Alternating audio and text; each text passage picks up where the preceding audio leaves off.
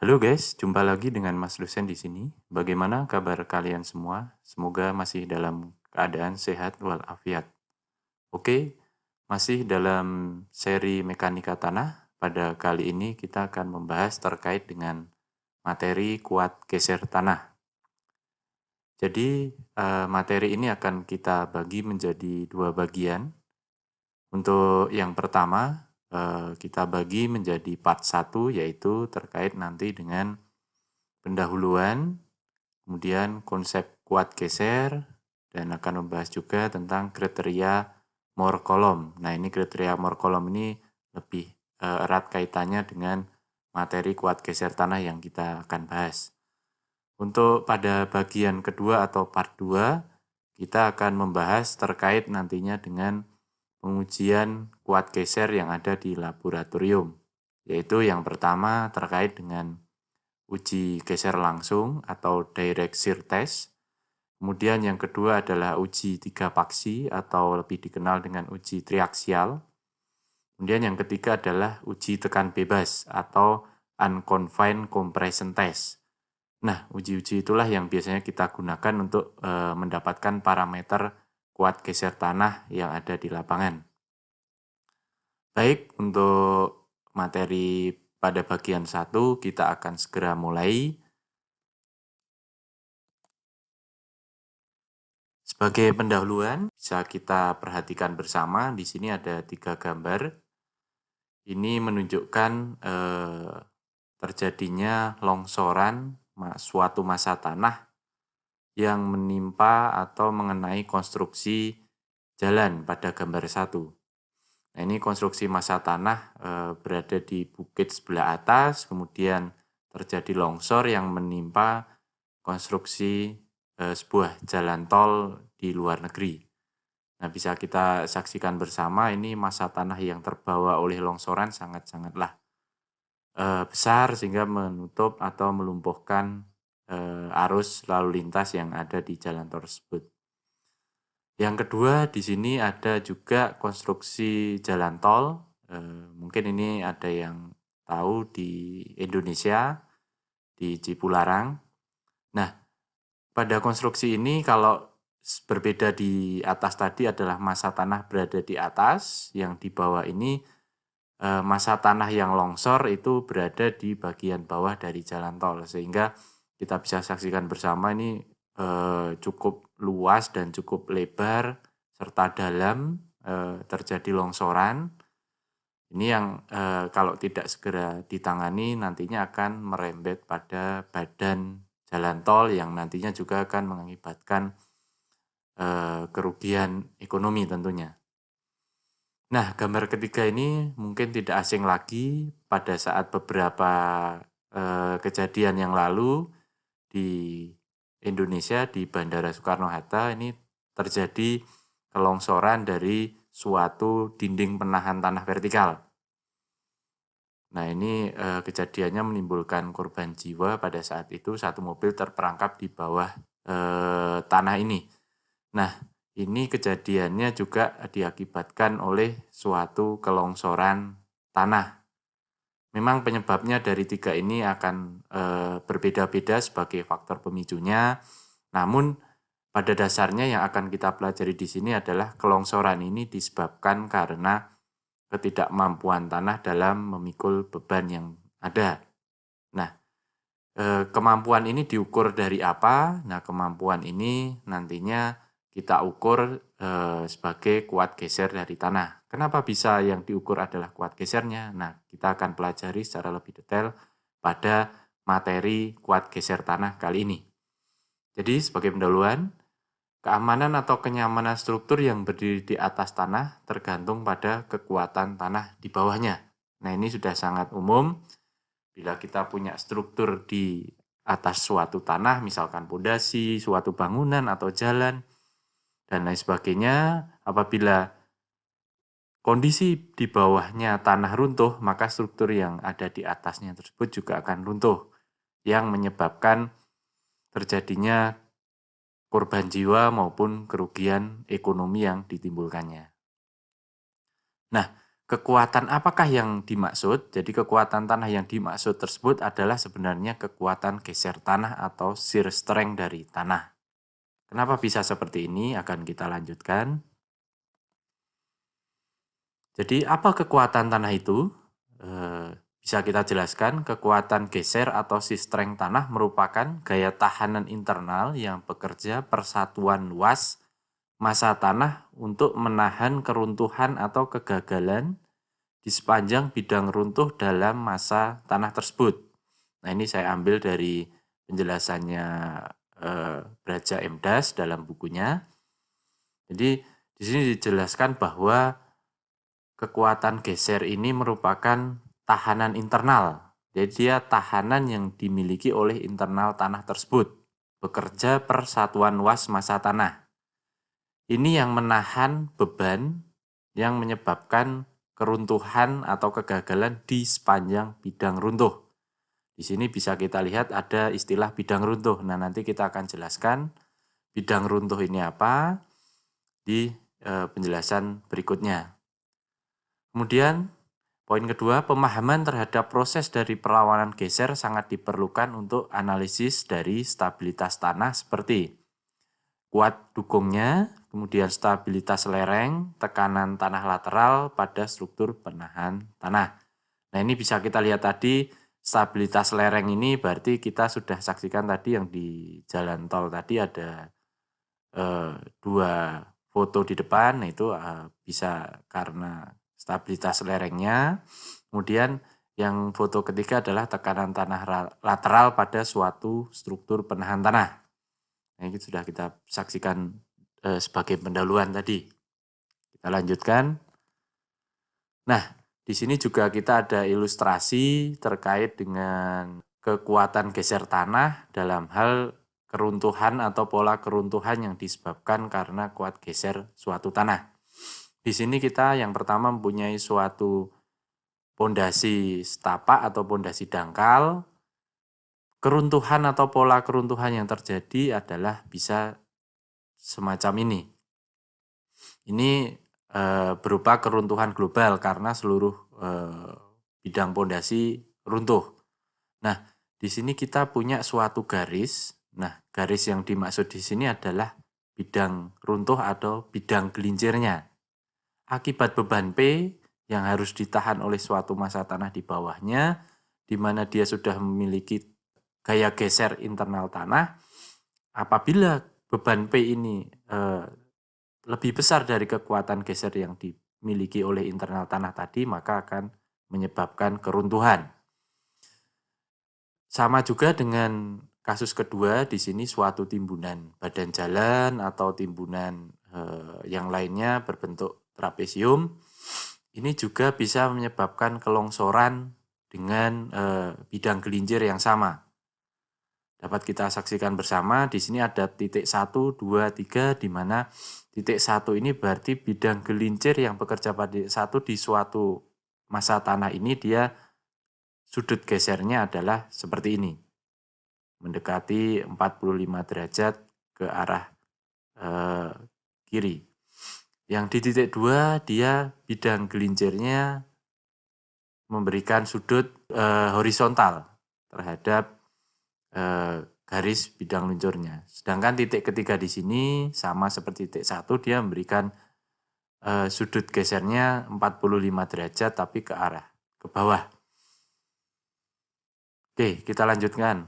Bisa juga terjadi pada keruntuhan lokal suatu pondasi dangkal. Nah, ini bidang gelincirnya berbeda kalau tadi mendekati semili lingkaran atau elips. Nah, ini kelongsorannya mendekati suatu segitiga. Ini juga sama di sini karena ketidakkuatan gaya geser internal tanah yang menahan beban P. Sama juga kasusnya di suatu lereng vertikal di mana terjadi ketidakstabilan suatu tanah akibat beban. Nah, ini bidang gelincirnya adalah garis lurus di titik 4 ini. Di mana akibat misalkan ada beban yang bekerja ataupun perlemahan sehingga di garis 4 ini akan terjadi suatu keruntuhan atau kelongsoran. Ini bidang gelincir di suatu lereng vertikal. Sedangkan contoh yang terakhir ini bisa terjadi juga di dinding penahan tanah, atau bisa kita sebut biasanya DPT ataupun bisa retaining wall dan lain sebagainya. Nah, ini di mana kondisinya pondasi dari retaining wall atau dinding penahan tanah itu ternyata dia berada di atas bidang gelincir yang terjadi. Nah, ini bidang gelincir bisa kita lihat atau bidang runtuh bisa kita lihat. Ada kombinasi dari lingkaran dan garis lurus seperti pada lereng vertikal. Apabila terjadi penambahan beban atau terjadi perubahan suatu struktur tanah sehingga mengakibatkan bidang gelincir atau runtuh ini akan bekerja. Sehingga struktur yang kita bangun dengan harapan menahan tanah di belakang dari retaining wall ini akan menjadikan dia longsor atau runtuh. Nah, ini beberapa contoh ilustrasi bagaimana pola keruntuhan dari suatu struktur ditinjau dari bentuk bidang gelincir atau bidang runtuhnya. Kita lanjutkan. Jadi ini kita coba ambil dua contoh. Satu contoh terkait dengan pondasi dan satu contoh terkait dengan suatu timbunan.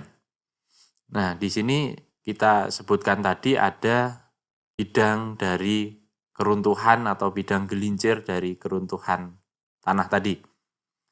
Arah keruntuhannya adalah kalau di sisi ini ke arah kanan karena beban pondasi di sebelah kiri. Dengan garis lurus ini merupakan bidang gelincir dan tanda panah putus-putus ini merupakan gaya internal dari geser tanah. Nah, ini sebenarnya yang menahan posisi supaya beban tersebut tidak mengalami pergeseran atau pergelinciran ke arah kanan. Di mana posisi gaya geser internal ini sudah dilampaui oleh gaya geser yang disebabkan oleh beban ini, maka akan terjadi keruntuhan. Sama seperti sebelah kiri juga untuk kasus timbunan, di mana beban yang bekerja dari suatu massa tanah timbunan ini melebihi dari kekuatan geser tanah internal yang dimiliki oleh tanah di bawahnya, maka ini akan terjadi keruntuhan. Jadi tanah hanya runtuh itu akibat geser. Tanah tidak akan runtuh akibat tekanan. Jadi kalau tekanannya besar dan diimbangi dengan gaya gesernya yang besar, maka tanah tidak akan runtuh. Apabila gaya gesernya cukup kecil di mana diberikan tekanan yang melampaui gaya geser itu, maka tanah akan runtuh. Itu prinsipnya.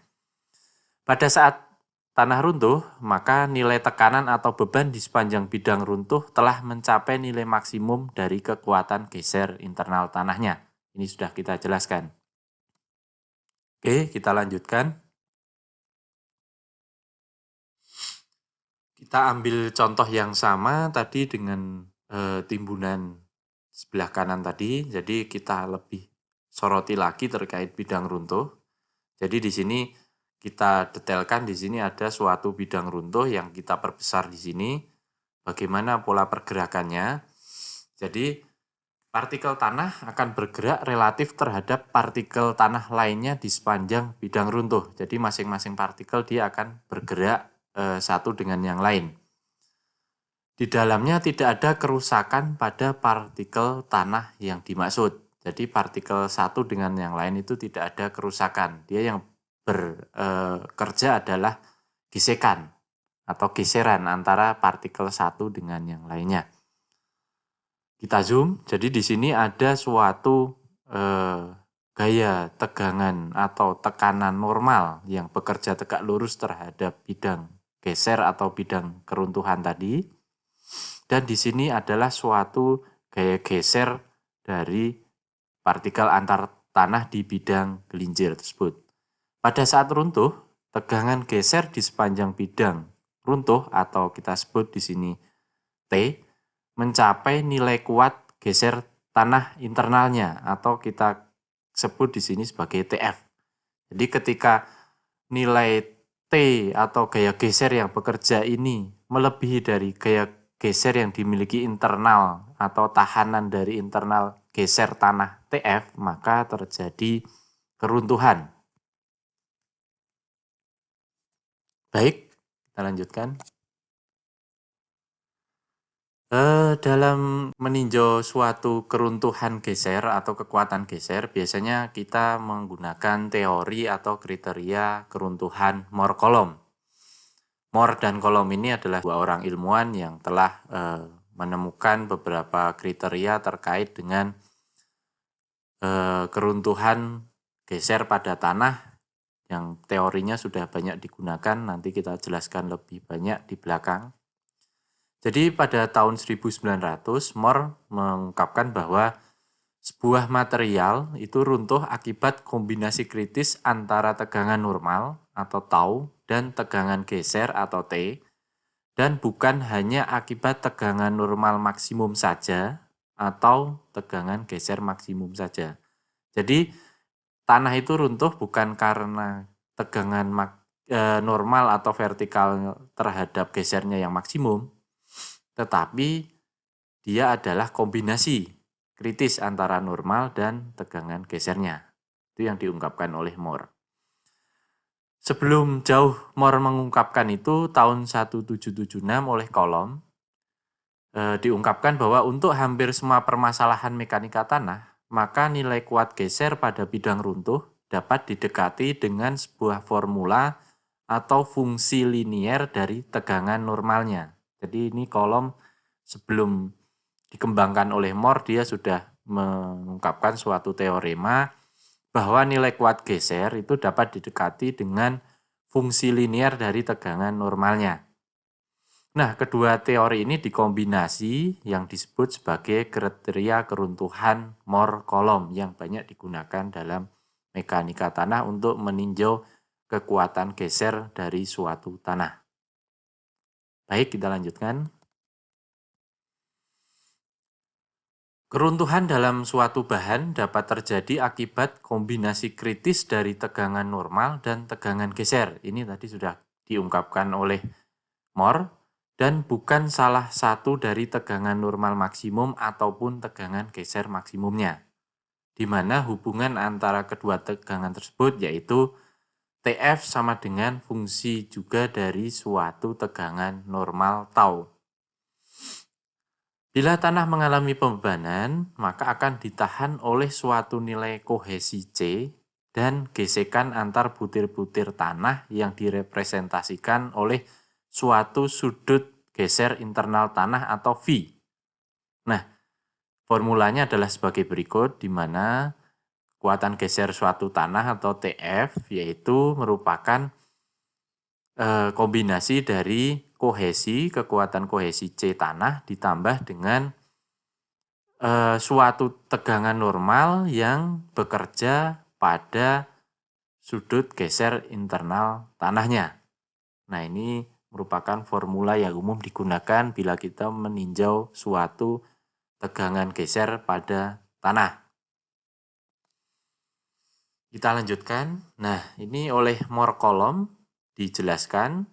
Tadi oleh Coulomb dijelaskan bahwa sudut geser suatu tanah itu bisa direpresentasikan oleh suatu garis linier. Garis linier inilah yang dimaksud.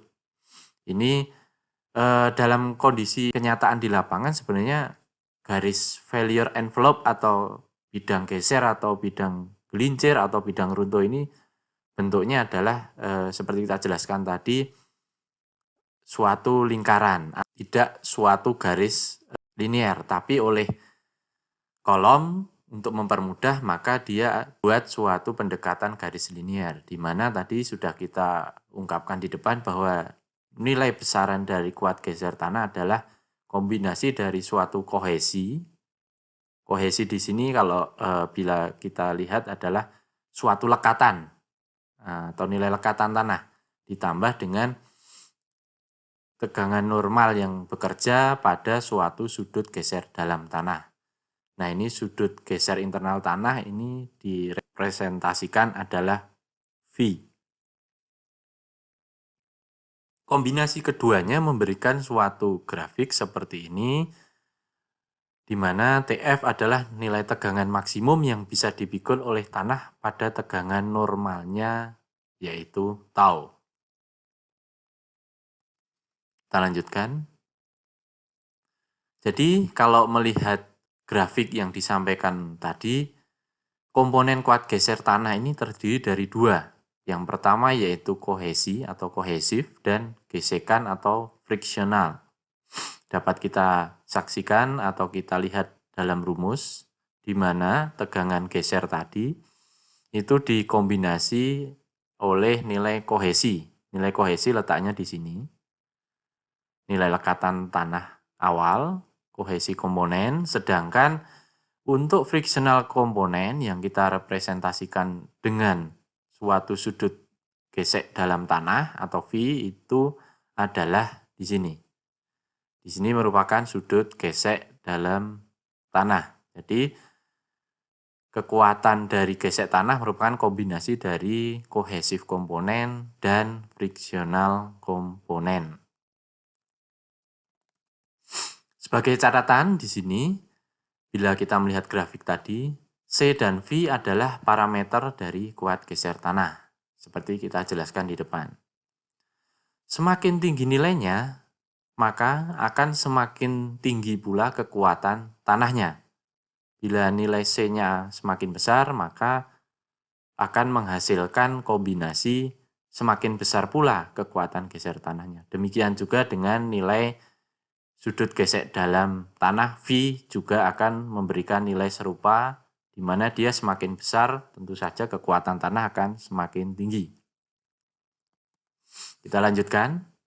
Nah, dalam kriteria keruntuhan Moore-Coulomb yang saya sampaikan tadi, jadi garis kuning ini merupakan sebenarnya kurva keruntuhan yang alami atau terjadi benar-benar terjadi di lapangan. Namun, oleh Moore-Coulomb disimplifikasi menjadi suatu garis linier. Jadi di sini kita mempunyai suatu massa tanah. Misalkan ini kita anggap massa tanah di mana bekerja suatu gaya normal dan kemudian juga dia mempunyai suatu tegangan geser. Di mana A dan B ini merupakan garis lintas dari bidang runtuh yang terjadi. Penggambarannya bagaimanakah pada grafik ini? Jadi garis AB ini identik atau similar dengan garis merah di mana kurva keruntuhan disimplifikasi menjadi garis linier tersebut. Di sini kita mempunyai unsur-unsur pembentuk dari kekuatan geser tanah, yaitu yang pertama sebagai gambaran di sini adalah kohesi tanah atau lekatan tanah. Kemudian yang kedua adalah kombinasi dari sudut gesek dalam tanah yang direpresentasikan oleh nilai V, sehingga rumus tadi geser tanah adalah kombinasi dari C dan V. Kita mempunyai 3 titik, yaitu titik A sebagai tinjauan, titik B yang kedua, dan yang ketiga adalah titik C. Apabila kombinasi dari geser dan tegangan normal pada bidang runtuh AB mencapai suatu titik A di sini, keruntuhan geser maka tidak akan terjadi karena dia berada di bawah dari kurva keruntuhan yang dibuat. Keruntuhan geser akan terjadi jika kombinasi dari geser dan tegangan normal pada bidang runtuh AB, bidang runtuh tadi, mencapai titik B dalam kurva selubung keruntuhan. Jadi kalau kombinasi dari tegangan geser dan normalnya di titik B ini, maka akan terjadi keruntuhan dari tanah yang dimaksud. Bagaimana jika di titik C? Titik C tidak akan mungkin pernah terjadi, sebab keruntuhan telah terjadi pada posisi B jauh sebelum mencapai tegangan di titik C yang dimaksud. Nah, ini gambaran atau ilustrasi terkait dengan kriteria keruntuhan Moore-Coulomb. Kita lanjutkan. Misalkan kita di sini diberikan suatu kasus tanah timbunan atau embankment tadi di depan, kita mempunyai sampel massa tanah di titik X dan di titik Y.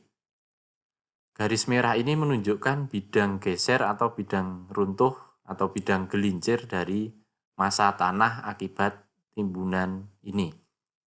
Pola keruntuhannya adalah dari posisi kanan ini menuju ke kiri. Bila kita ambil posisi X dan kita di sini, Morkolom menyampaikan tadi dengan kombinasi tegangan geser dan tegangan normal, di mana bisa kita buat suatu lingkaran Morkolom, nanti kita jelaskan secara lebih jelas di belakang. Apabila kondisi X ini kita plotkan menjadi suatu lingkaran Morkolom, kita akan mendapatkan dia bersinggungan dengan garis atau kurva keruntuhan, sehingga dapat dipastikan bahwa kondisi tanah di posisi X ini mengalami keruntuhan. Sedangkan yang kedua, kita posisi Y berada di sampel sebelah bawah, di mana bila kita plotkan tegangan kombinasi tegangan normal dan geser, didapatkan suatu lingkaran Mohr di sini berwarna hijau, di mana kondisinya dia tidak menyentuh dari kurva dia tidak menyentuh dari kurva keruntuhan atau kurva gelincirnya, maka kondisi Y ini dapat dikatakan bahwasanya dia adalah stabil kondisi tanah di posisi Y tersebut. Itu sebagai gambaran untuk mempermudah pengertian kita bagaimana suatu tanah dikatakan dia mengalami keruntuhan akibat geser dan suatu tanah stabil terhadap keruntuhan akibat geser. Kita lanjutkan. Nah, kita punya juga suatu contoh timbunan, di mana di sini timbunan dengan tinggi tertentu, di mana kita punya sampel tanah di posisi Y ini, dengan tentu saja posisi ini sudah mempunyai dia tekanan di segala arah akibat tegangan normalnya. Dia mempunyai tekanan akibat tegangan dari tanah di atasnya, samping, kiri, kanan, dan bawah.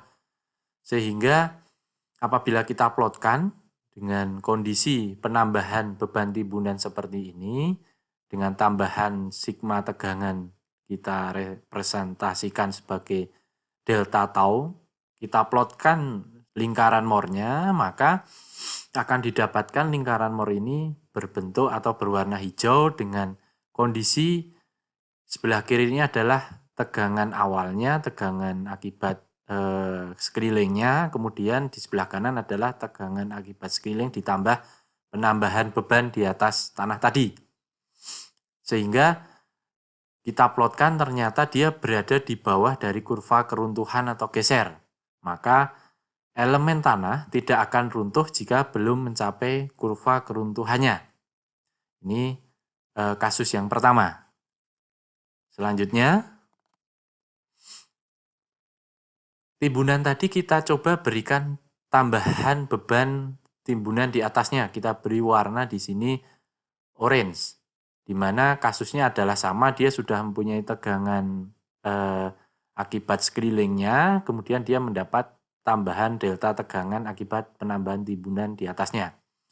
Tadi kita mendapatkan kurva, misalkan timbunan dia masih bebannya sangat kecil adalah lingkaran Mohr seperti ini. Begitu beban ditambahkan, dia akan membentuk lingkaran Mohr yang baru. Beban ditambahkan lagi, dia akan membentuk semakin ke sana semakin membesar sesuai dengan tegangan yang diberikan delta tau oleh tanah timbunan di atasnya. Di mana apabila tanah timbunan ini memberikan beban dengan tekanan yang melampaui bidang geser atau mendekati bidang geser, maka memberikan lingkaran Mohr seperti warna merah ini, di mana dia menyentuh dari kurva keruntuhan atau kurva gelincirnya. Ketika beban bertambah, maka lingkaran Mohr juga akan semakin membesar. Nih, ke arah kanan. Dan akhirnya akan terjadi keruntuhan pada saat lingkaran Mohr berwarna merah mencapai garis keruntuhannya yang di sini garis linier berwarna merah. Jadi ini harus diperhatikan di mana lingkaran Mohr merah sudah menyentuh garis kurva dari ini, maka ini menjadi runtuh. Oke, kita lanjutkan materinya. Setelah kita mendapatkan gambaran secara visualisasi dengan beberapa ilustrasi di depan tadi, langkah kita selanjutnya itu kita akan jelaskan terkait bagaimanakah cara penggambaran dari suatu diagram lingkaran Moore apabila kita mendapatkan suatu parameter-parameter kuat geser di dalam pekerjaan tanah.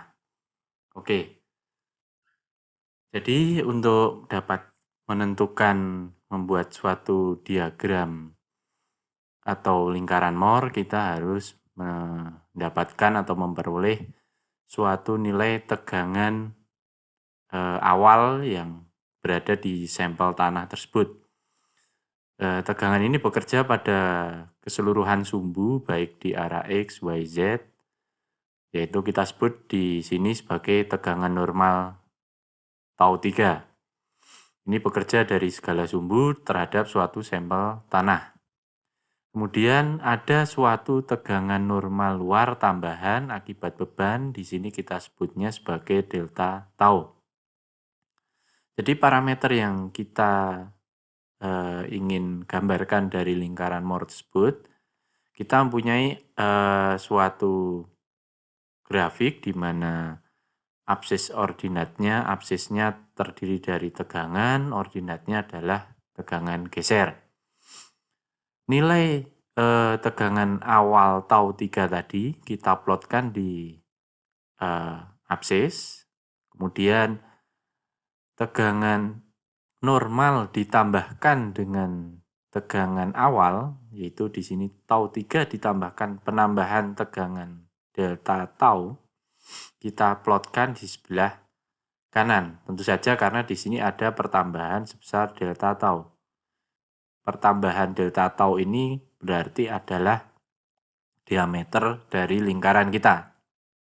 Bagaimanakah cara untuk menentukan sudut geser dan kohesi, karena kan parameter tanah ditentukan oleh sudut geser dan nilai kohesinya. Jadi di sini dari kita penggambaran diagram atau lingkaran Moore yang sudah didapatkan, kita bisa mencari suatu garis singgung dari lingkaran tersebut. Tentu saja garis singgung ini adalah tegak lurus pada saat dia menyentuh dari suatu garis linier. Setelah kita gambarkan garis singgung tersebut, kita bisa gambarkan suatu garis linier yang memotong tegak lurus dari garis singgung, garis merah ini. Jadi garis merah ini adalah bidang gelincir atau bidang keruntuhan dari massa tanah tersebut. Kemudian bisa kita tentukan nilai dari besarnya V adalah ketika di mana dia memotong suatu garis sumbu ordinat, kita buat garis horizontal, maka atau bisa kita perpanjang garis ini menjadi garis titik-titik memotong sumbu absis. Nah, nilai ini adalah nilai V atau sudut geser internal tanah. Dan perpotongan antara garis merah atau garis kurva gelincir atau kurva runtuh terhadap sumbu ordinat, ini di sini kita tarik garis suatu horizontal, maka ini adalah besarnya nilai C atau kohesi dari tanah tersebut.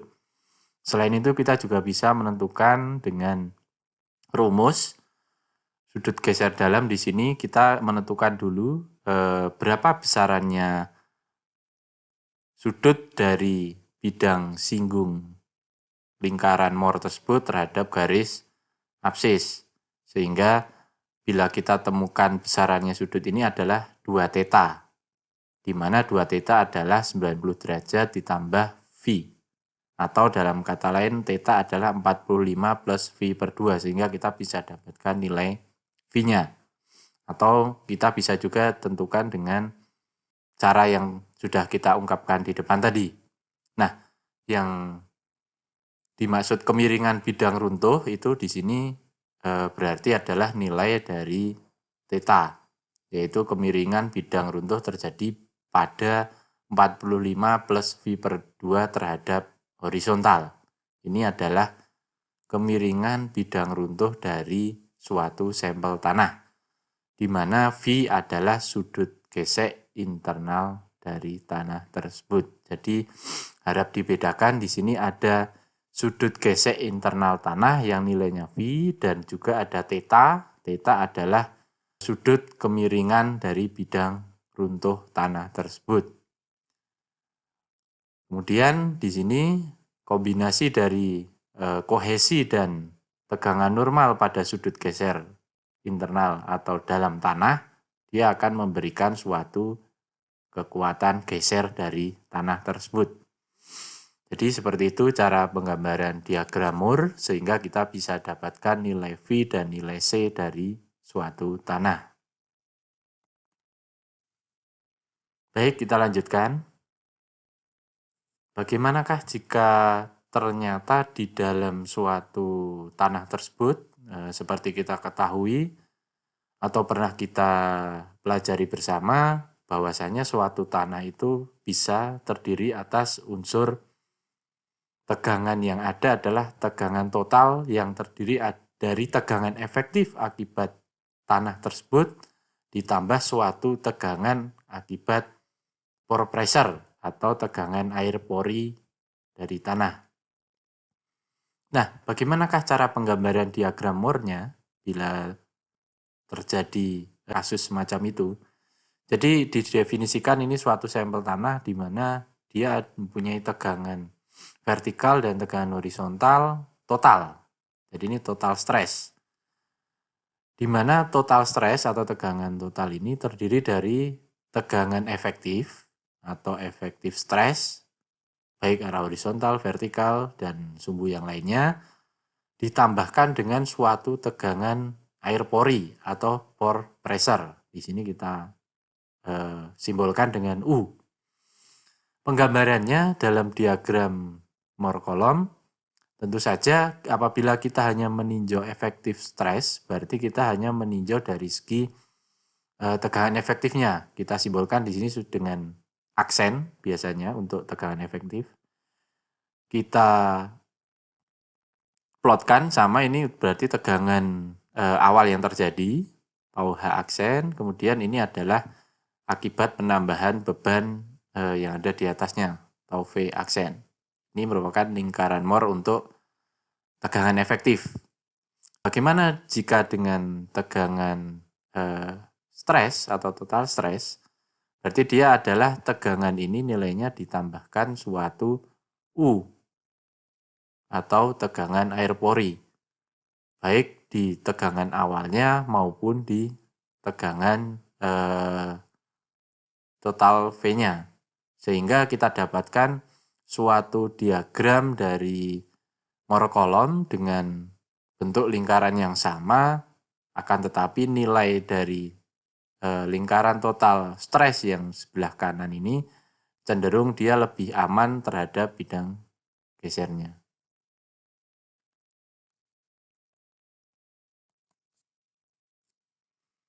Baik, kita lanjutkan. Jadi misalkan kita mempunyai beberapa sampel di mana diuji dengan cara memberikan tegangan isotropik yang berbeda-beda hingga dia mengalami keruntuhan.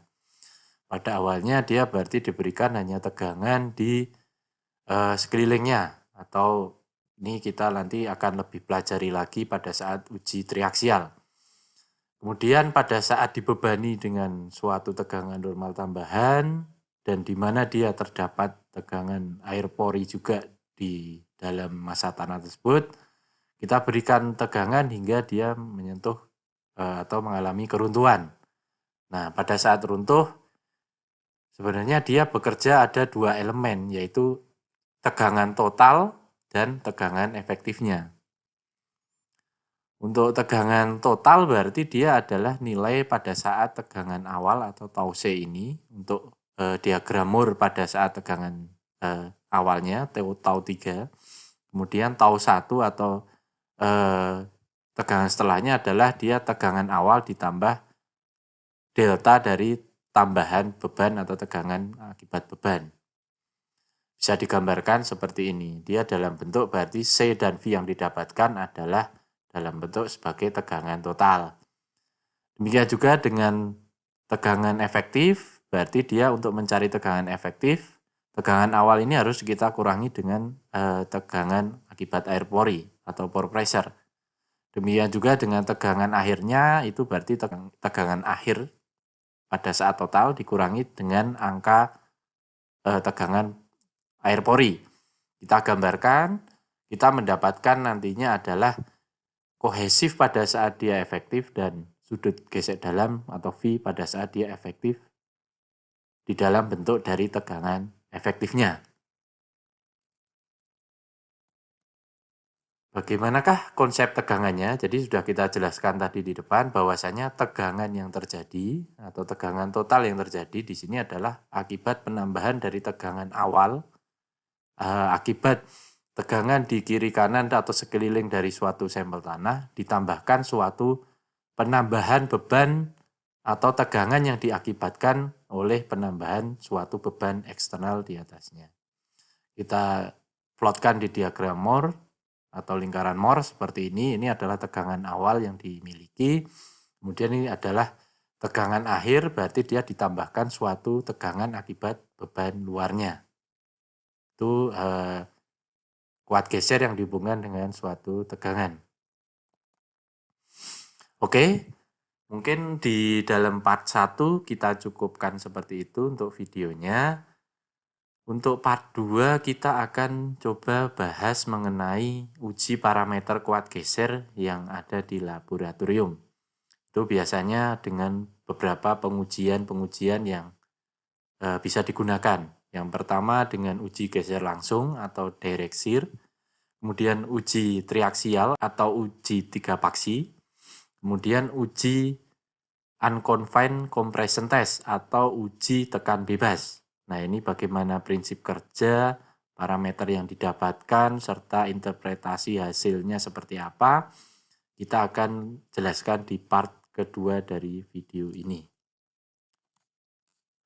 Oke, cukup sekian materi kita kali ini terkait dengan kuat geser tanah pada bagian atau part 1. Kita sudah membahas banyak terkait pendahuluan, teori, kemudian kriteria Moore-Coulomb. Di bagian 2 nanti kita akan coba jelaskan lebih mendetail terkait pengujiannya. Jadi jangan lupa untuk teman-teman semuanya subscribe, like, dan share ke media sosial kalian masing-masing jika merasa materi video edukatif ini bermanfaat. Stay smart, stay safe, and stay healthy. See you on next video. Bye.